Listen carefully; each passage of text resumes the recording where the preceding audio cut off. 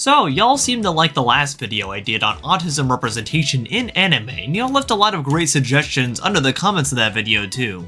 So today, I want to take a look at each suggestion that I received in the comments of that video, and comb through them all, having now watched most of the shows y'all recommended. There were tons of great suggestions from all sorts of different genres of anime. Science fiction, slice of life, fantasy, sports, all kinds of different things were suggested here. It was really cool to see a great variety. I hope you'll enjoy my discussion of each different anime here. But before we begin, be sure to like this video and subscribe if you haven't already. Be sure to share this video with a friend that you think may like it to get this message out there more, since it's something that I think is very important to discuss overall. Also, follow my Twitch if you have not already. We are pushing for a Twitch partner over there so I can set up an autism awareness stream team. I stream about 4 times a week. Tomorrow we'll actually be streaming Kingdom Hearts Recoded and finishing up that game, since we're going through the Kingdom Hearts series for the first time. Also currently streaming Eternal Darkness, Sandy's Requiem for the first time, and Resident Evil for October. Also on Monday we'll be doing Sonic Adventure 2 on Dreamcast. I can't wait. But anyway, on to today's video.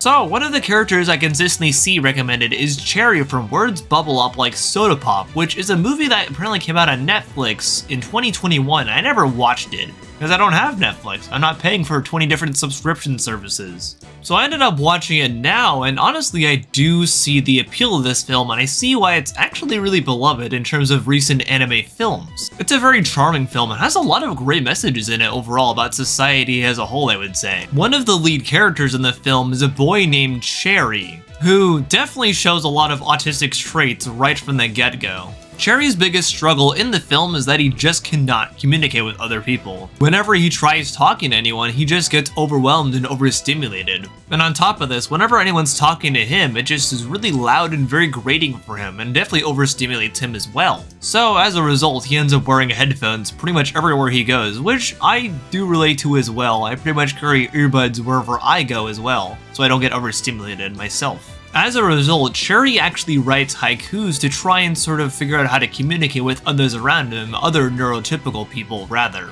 I think this is super cool and really interesting and unique portrayal of an autistic person trying to find their own unique way to communicate with those around him.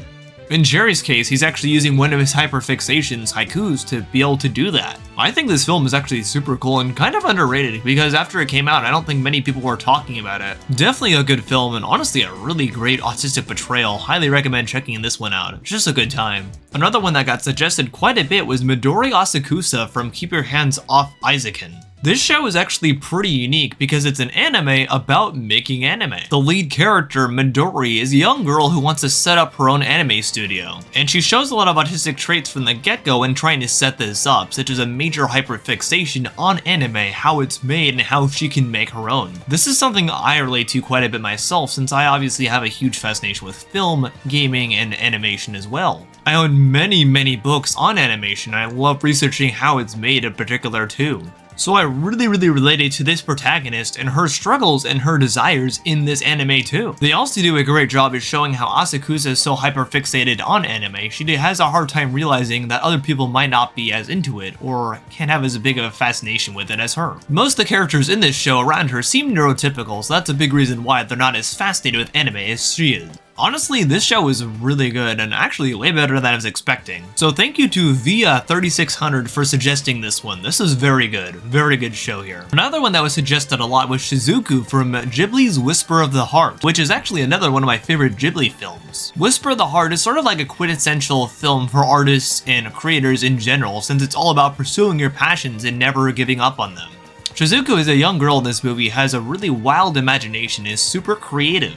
She finds an antique shop one day with a cat statue inside that she decides to write a story on. She wants to share this story with the antique shop maker and hopes he'll like it. As a result, she completely throws herself into this story and is totally hyperfixated on it, even going as far as to neglect her social life and also her school studies as well. This is honestly something I relate to a lot myself. When I'm very hyperfixated on a project, I completely throw myself into it, and I just completely lose track of time and people around me oftentimes when I get really into it. So Shizuku's situation in this movie is actually something I very much relate to as an autistic person. I know many other autistic people who often experience the same situations when they're often hyperfixated on something. They'll just completely throw themselves into it. Really cool to see this very well represented here, and honestly, Whisper of the Heart is just a really inspirational film overall. Highly recommend it if you haven't seen it. Another one I finally watched because y'all would shut up about him is Laos from Delicious in Dungeon. And yes, like y'all said, Laos is honestly one of the best autistic hooded portrayals out there in anime as well. He's a very loyal friend to the other party members in this show, but also has a pretty distinct hyperfixation on the different monsters in the dungeon. Most of the time though, he just wants to eat them, which is kind of funny. I love how he comes up with all sorts of different ways to cook the fish man in one of the episodes. It's really funny. Oh, of course the other party member won't let him. There's honestly not too much else to say with Laos in particular. He's just kind of good. Kind of just a nice, very wholesome, pretty pleasant portrayal. He's definitely a character that's beloved by both neurodivergent audiences and neurotypical audiences, which is really great because that means that reach is getting out there more across both types of people, which is awesome. That's really what any show like this should strive for, making a character like Laos in my opinion, making an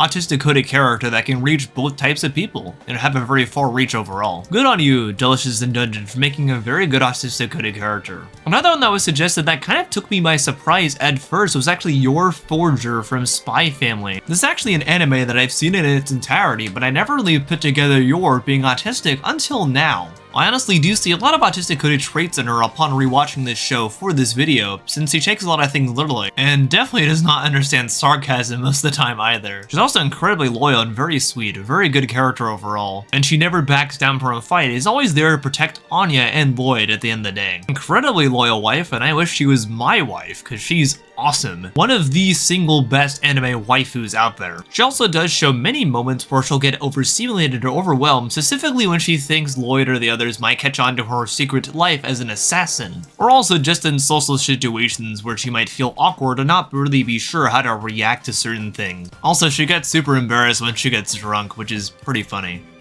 Overall, one of the single best autistic portrayals in all of anime in my opinion. I love Yor, she's awesome. So another one that was actually suggested that I didn't know about was Hachimaka from the anime Planetes, which I had never seen until now. So personally, I actually don't think this is a good autistic portrayal at all, actually. This character was suggested a lot, but I'm not really sure why, because he's mostly just a jerk to everybody else on this show. He's just super loud, he's honestly really mean to the girl character in the show. He's very cocky and says all the ladies want him even though he's a jerk, so I don't know why they would. And honestly, he just seems to shut down anybody else's idea that isn't his own for helping the space station that they're all on. I discussed this kind of issue before in my Sheldon vs. Abed video, discussing when a character doesn't really grow from being a jerk at all and just kind of stays the same and they're autistic coded, and how that can be a big problem for sure. Create a lot of bad images of autistic people in general and a lot of negative stereotypes. Obviously this is an older anime, but unfortunately it does lean into those negative stereotypes as well. I think if anything, it would have been nice to see this character grow over the course of the show, but from what I gathered, he just doesn't. It doesn't look like at all. I think if I were talking to the writers of this show, I would have encouraged them to create a sort of arc for this character where he actually learns to be a better person and also respect those around him, to make him a more likable autistic coded character. But sadly that wasn't the case here. Of course, if you like this character and this show, more power to you. To each their own, of course. I'm glad you enjoyed it and found something in it that maybe I didn't see. The last one I was suggested was actually Ed from Cowboy Bebop, which is probably one of the most popular ones out there for anime. Cowboy Bebop is one of my favorite anime of all time. It's actually my second favorite next to Steins Gate. It's just an undisputed classic, and much like Steins Gate, it's an anime that even people that don't traditionally like anime do like, because of its incredibly deep character moments and really lovable cast of characters, and also just incredible storytelling and really great character development overall. One of the most notable characters in the main cast is the hacker Radical Edward, or Ed for short.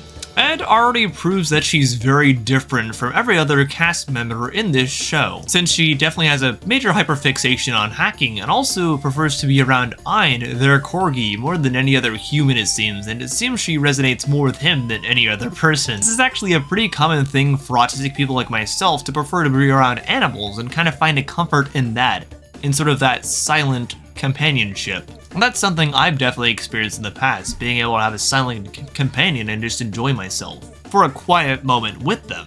Ed is also just super eccentric and has a lot of crazy mannerisms and over-the-top movements of her hands that she does quite a bit. She's almost always bouncing off the walls in every episode she's in. It's hilarious and awesome to watch. She's just a really fun and entertaining character and easily one of the most positive portrayals of autism in anime. Overall, aside from that Hachimaki character, I think there was a really great selection of autistic reps that y'all suggested for me. I am really glad to see there are genuinely great autistic coded characters in anime, even if autism and neurodiversity as a whole isn't discussed nearly as much as it should be in Japan. I sure hope we continue to see more autistic coded characters in anime, and hopefully someday we'll see an explicitly stated autistic character for ourselves. Hey, thanks for watching. If you liked this video, give it a like. If you didn't like it, give it a like anyway. If you want to check out all my socials down below, you can see all those down there. And if you want to join my Discord too, where you can communicate with me and others offline, that should be linked down below. And if you want to check out my letterbox, that is linked down below as well. That's where I review movies, oftentimes movies or shows I won't review here on YouTube. So you can check that out too if you want extra content from me. But for now, I've been Noah the Otter, and I'll see you on the otter side. Bye!